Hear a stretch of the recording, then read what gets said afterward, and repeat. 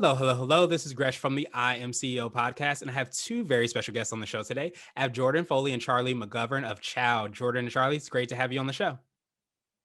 Thank you. Awesome to be on the show. Yeah, it's great to be here. Appreciate it, Gresham. No problem. The pleasure is definitely all ours, and you're doing so many phenomenal things. I want to read a little bit more about Jordan and Charlie, so you can hear about all the awesome things that they're both doing. And Jordan is an active duty in the Navy and served on submarines for the first 6 years of his career. He is now training to be a Navy attorney in the JAG Corps and finishing his final year in law school. And after watching many of his friends struggle when they chose to leave the Navy, Jordan became disenchanted with the process of finding opportunities for veterans to succeed. Combining his passion and love for cooking, he decided to start a nonprofit that helped veterans become successful in the culinary industry. And in January 2020, he and Charlie founded a nonprofit called Chow. Chow gives military veterans the opportunity to own and operate food trucks. And Charlie is a high school friend of Jordan and a photographer and videographer. And he is also the COO and co-founder and is from the great land of Pittsburgh. Charlie and Jordan, are you ready to speak to the IMCL community? Yeah, let's do it. Yep, let's go. Awesome. Let's do it then. So to kind of kick everything off, I know I touched on your background and what led you to kind of get started. Could you take us through a little bit more of your story and what led you get started with all the awesome work you're doing? Yeah, absolutely. So, being in the military, everybody knows this, you move a lot, moving once every 2 years to the point where we're moving maybe every 6 months as a family.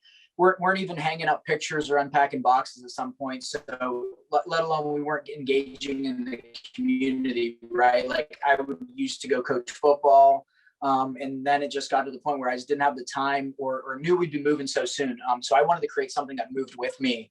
And I always thought about starting a nonprofit, but didn't know exactly how I would focus it. And then in 2019, I had a Naval Academy buddy who was actually starting his own businesses, fell into a lot of debt and died by suicide. And I got upset at the fact that there are so many programs out there that are a mile wide and inch deep for veterans, but don't hyper focus in anything. And they touch a lot of lives, but they don't touch them deeply. So Charlie and I sat at my mom's house on Christmas dinner that year, and we were just talking. And I was like, well, we both love to cook.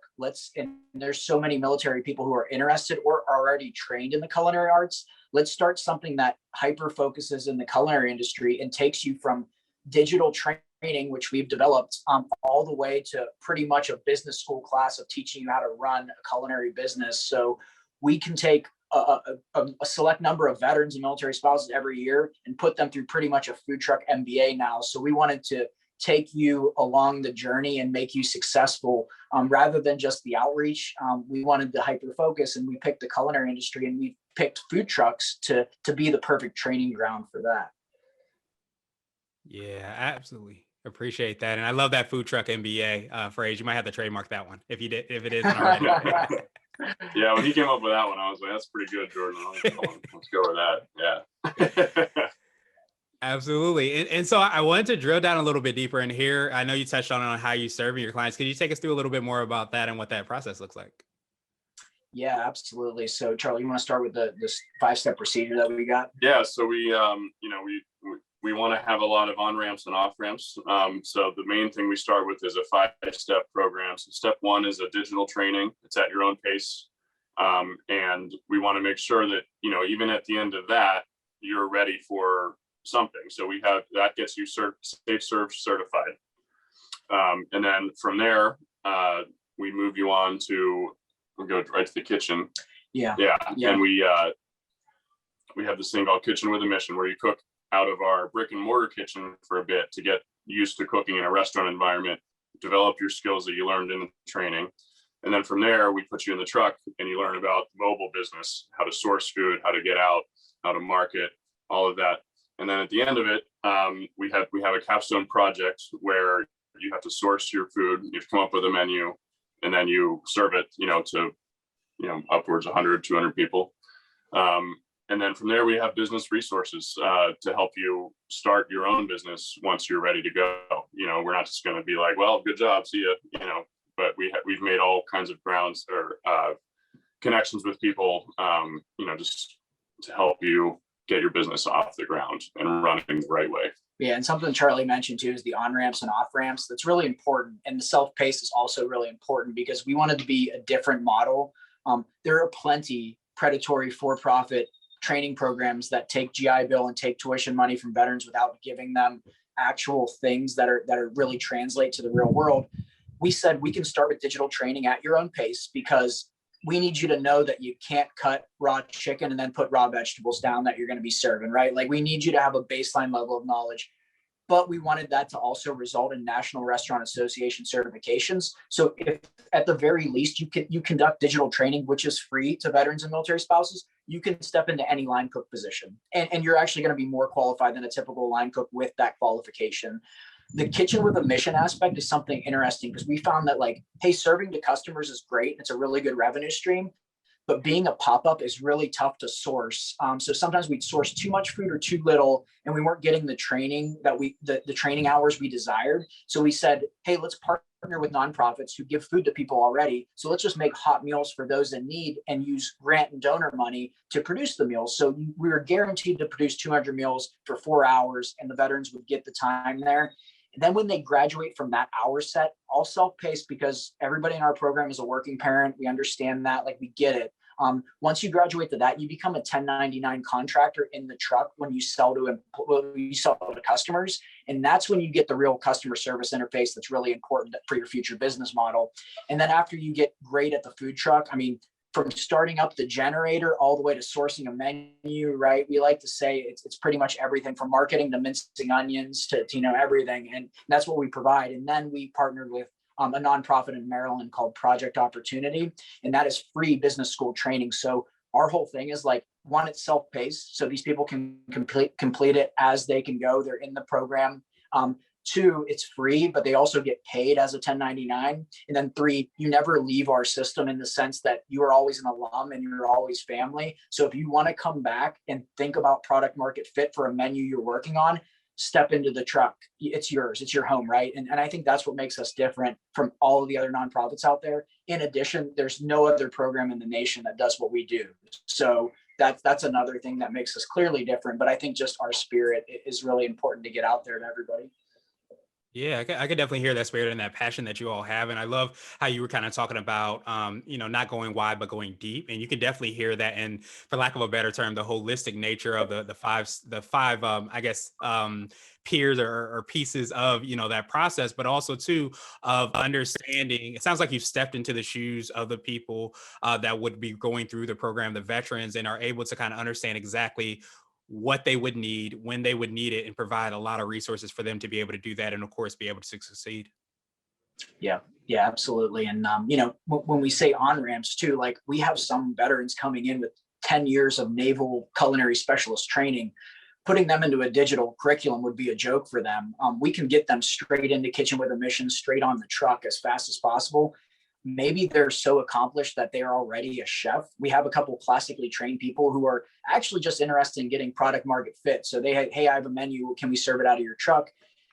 And we do that. And we allow that for them. So we think, not being rigid in the way we provide a curriculum and provide it is going to actually open us up to more people who have different interests, whether it's starting a brick and mortar, a catering business, or a food truck. We're able to provide that guidance. And we always say too, if at the end of our program you decide that the food truck industry isn't for you, that's also good, because you didn't spend $75,000 buying your own food truck to realize this isn't for me. So there's a lot of ways to produce success here, but it's just giving these people, these veterans and military spouses there's a lot of barriers to entry because of where they're coming from, but also the culinary industry is expensive and competitive. But we always say, as long as Chow's operating, we're eventually, and we guarantee this, we will eventually have an alum of our program who wins a James Beard Award, because these people can do amazing things when given an opportunity. Yeah, I think that's absolutely huge. And what you said is, I think a lot of times people get hung up on the ability to kind of see those skills, see that accomplishments that a lot of the veterans, and as you mentioned, the military spouses as well too, have, and not see how that can translate over, not see how that can kind of, I guess, manifest itself into a successful culinary business. So I love that you guys are creating that journey and that foundation in towards helping people to succeed. Yeah, I mean, and just sort of part of why I was drawn to it too, just in my own work, and what I do, I'm drawn to good stories. I'm a sort of trained journalist, photojournalist, and I love a good story. I'm really excited to get out and meet people and and show what we can do, And so that was really another thing that attracted me once we came up with this idea for the fellows. I said, this is going to be great. We'll be able to tell some real stories and make a real impact. Yeah, and we haven't really told you about our fellows either, too, Gresham. And we have 4 people in the truck, and we're excited about them. There are 3 military spouses and 1 veteran, and they are all women of color. One is from Iraq. She's born and raised in Baghdad. Her husband was an Army translator for 12 years during the war, and they're now U.S. citizens. There's a military spouse from Colombia and a Mexican-American military spouse, and then an African-American Army veteran, all in the truck as our inaugural class of fellows. And they have some awesome menus, from like traditional Middle Eastern street food that you just won't see in Maryland to Latin American Cubano sandwiches, like stuff that's just homemade from the heart. So our menu rotates. We just say international street food is our theme, and we go with that. But a really talented class of fellows, making us one of the most diverse and interesting food trucks, in my opinion, in the DMV. We're just ready to rock. Yeah, absolutely. And I definitely appreciate that when you're able to, as both of you have shown and said so well, and when you have a really strong kind of organization that you're being able to build, but also have it be really like mission driven, and kind of can hear that coming through, and you're making an impact in so many different people in the fellows and in the community as a whole. So I definitely appreciate that. And I wanted to switch gears a little bit. And I want to ask you for what I call a CEO hack. So this could be like an app, a book, or a habit that you have. What's something that makes you both more effective and efficient? Yeah, that's me having two girls under the age of 4. Efficiency is kind of key. So like, I guess for my thing is I am an absolute pen and paper planner type person. So like, I have a little moleskin planner. I've had one since I've honestly, 6th grade probably. So like, I even though I have Google Calendar, I need to write everything down, have little notes jotted. It keeps me on track. And like something like that, like I sometimes have to plan down to the minutes of a day to get through. And like, obviously, like I'm a full-time naval officer too. I run Chow as a part-time, and Chow is a full-time job in and of itself. So like, the minutes and planning and still getting a full night's sleep, as broken as it may be with a 1-year-old, like it's super important. So for me, don't underestimate the power of the paper planner. Yeah, for me, that's it. I'm a communicator. For me, it's a just constant stream of communication between the two of us. We have, standing meetings, but we're always texting, we're calling. I do not have kids. So, I have a little more time. But, it is about, staying organized. Obviously, my job with photo video, that's what video is organizing files, so, it's staying organized and then communicating is the big thing between us. Yeah. And I think another thing we've learned together too, is you do talk to a lot of people, and a lot of people like this idea. I think it resonates with a lot. And a lot of people want us to scale very fast. And for me, that's very tempting. It's very tempting for Chow to scale fast and get a lot of funding to do that. But every organization that you have seen who has gotten in trouble for misuse of funds or becoming predator and a good mind, not being tempted by the poisonous, by the apple, right? Like not being tempted is hard. So every day we remind ourselves of our values. And that comes just from us talking each day together, understanding where we actually want to go with this, because in a world where it's a $1.7 billion industry, food trucks, right? Like they're very profitable. I could sell to customers all day, every day, scale up and do a ton of trucks, and we can make a ton of revenue. But that would be at the expense of the communities we're trying to serve. We're trying to get trucks directly to underserved communities, people who don't have hot restaurant quality style meals often or ever. And keeping with that mission and reminding ourselves has been very important as we've talked to people who do want to invest in scale, and we want to stay with our spirit, which we mentioned before. So we constantly go over our ethos, and that's something that keeps us grounded. Yeah, I can't tell you how many times that we've just been talking and be like, hang on a second, how are we helping?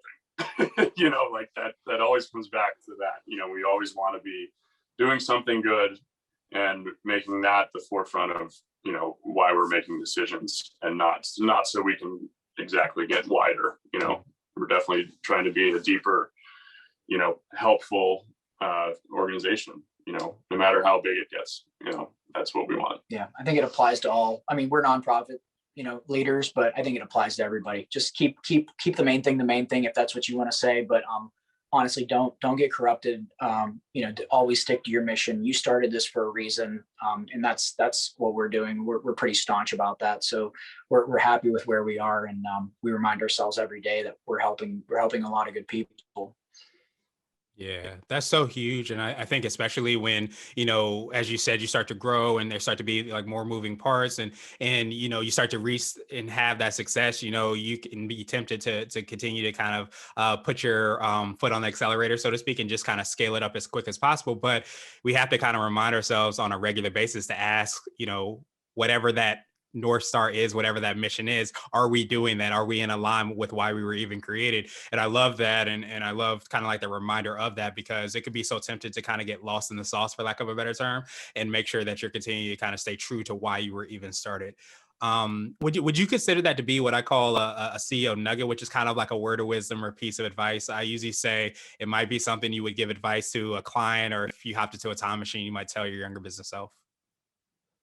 Yeah, I mean, it could be a nugget. We use it as a hack more because every day we meet, we're like, let's remind ourselves, let's go over it. We were on the front page of the Annapolis newspaper, where the title underneath our picture was "Saving the World One Idea at a Time." We post that everywhere because it's not like, hey, great food truck in Annapolis, really cool was the headline. No, it's like we're fighting we are fighting mental health problems within the veteran community, poverty, working poor issues. We remind ourselves, we keep that posted. So nugget, I think our best nugget: remind yourself that you are a steward of donor money. So that's something we think is really important, is you are a steward of the donor money. So when you are purchasing, always do your due diligence and understand that this is somebody's hard-earned money they gave to you because they trust you. So for us, our model, I think, is so attractive to donors because the food trucks are a revenue stream. That means 100% of donor money can go directly to programming. So if you want to cater an event in an underserved community, you can give us $400 to produce 100+ meals and deliver it directly. And all of that money went there. There was no administrative, anything like that. We are we silo money. So we understand, as a donor, you are going directly to this. So I think that's a big nugget of what we learned, is that donors do want to ensure that their money's going to a good place. And you, as the basically the steward of their money, needs to make sure it's going there. Yeah, it's just constant reminder of what we're doing, staying focused. We're really happy with our progress so far. Just doing that. How can we help? What are we doing? How? I mean, exactly. Who are we helping? How are we helping? Helping, doing good. That's the main thing. Yeah. So. For example, tomorrow we're in Annapolis. We're handing out free coffee and donuts to the community while we're helping non-native English speakers register for the Maryland vaccine. So it's really tough to navigate if you're not a native English speaker, if you're not technologically literate. There we go. It's really tough. So we've decided, hey, come get a free coffee and donut. And we're going to be there to talk you through the process on your phone, or we will have stations set up so you can start to get in the mass vaccination process. And a lot of the Spanish speaking community will be there. And we found that just things like that, it doesn't cost us a lot of donor money to get the donuts and coffee. In fact, we've had the coffee and donuts both donated.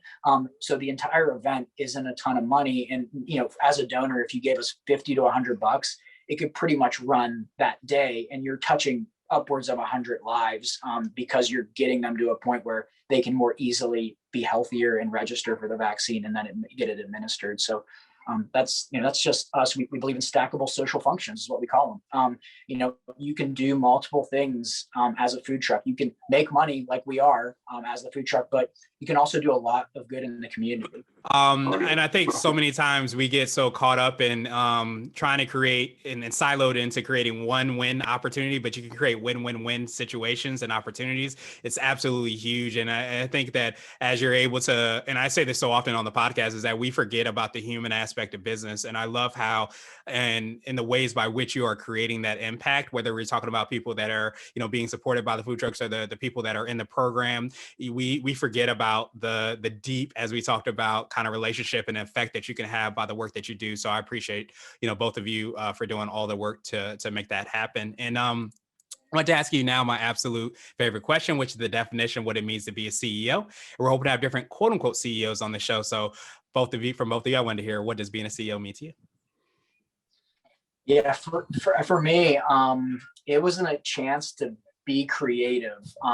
Military career has been great, but creativity is not really the first thing that the DoD and the Navy ask of you. Sometimes they do, but for me, the ability to think and create, find social problems and create solutions around them by engaging the rest of the community, that has meant a lot to me. I don't come from a family of business owners. I don't come from really a family of too much. Like, it's just, typical working class, but to be in a leadership role where I'm able to influence and help has showed me that a CEO, you need to be a hyper connector in the way that you understand social problems, how the social problems are addressed at the government and private level. And that's pretty much been our mantra from the beginning, is that basically you need to understand that, like, hey, there are a lot of societal problems. In order to address them, we need to collaborate and have other nonprofits together. Basically, we're working together with the community and other nonprofits to kind of expand our reach. And that's what I've learned as becoming a CEO. Yeah, and for me, it's been a great outlet to actually make an impact, with my skill set. I do a lot of creative work, with weddings and all that stuff, but, I don't know, that stuff doesn't do it for me as much. I followed my initial career because I wanted to help, with stories and have an impact that way. And this is a great way for me to, use my skills. All of our promotional videos, I'm shooting all of those, all of our content, I help out with, a lot of the, the forward facing things that you see. And it's great to be able to work on this stuff, knowing that, yeah, it's great to make the bride remember her wedding day. Like, that's fine. But like, this is way better. This really gets me going. It gets me out of bed. It gets me working hard, and I really like it. So to me, it's the impact. It's it means a chance to really help out and do some good things. Yeah. And at the heart of it, like, we thought about this when we started it, for every massive government program you have to address a problem, we think you need an army of small nonprofits like us willing to implement things and to bridge gaps. So I think we're doing that, and we're doing it every day. And that's honestly the main important and most important thing to us, is the social aspect of our work. I think that's what gets us up, and that's what makes us want to work 20 hours a day on this, is the people we can help. Yeah, I absolutely appreciate that. And especially that word creativity that you both kind of alluded to and included, because I think if you're able to kind of understand, see the impact that you can make, and you think creatively about how to not just help out your organization, but how you can collectively make that impact, is absolutely huge. And so, of course, who doesn't love doing what they do and having a really great cause behind it? So I appreciate you both kind of using your skills and your talents and your mission to be able to make the world a better place. So Charlie, Jordan, I truly appreciate you and your time. What I want to do is just pass you the mic one more time, so to speak, just to see if there's anything additional you can let our readers and listeners know, and of course, how best they can get a hold of you and find out about all the awesome things you're working on. Definitely checking in terms of how to reach us, right here, letschow.org. You can donate there. Follow us on at chow_nonprofit on Instagram. Those are the two best ways to get at us. Yeah. We always like to say too, is we ask people to log on to letschow.org and donate. Reach out to us if you know a veteran we can help, and a military spouse we can help. We have portals on our website to let us know. But we say, we ask you to pay it forward. Number 4 is our campaign, because $4 is what it costs us to make a restaurant quality style meal for somebody in need. That's a very, a good meal, very healthy and nutritious for them. And if you have $4 that you didn't spend today on a coffee, and you can donate it through our website, please do, because that's going to buy somebody a meal.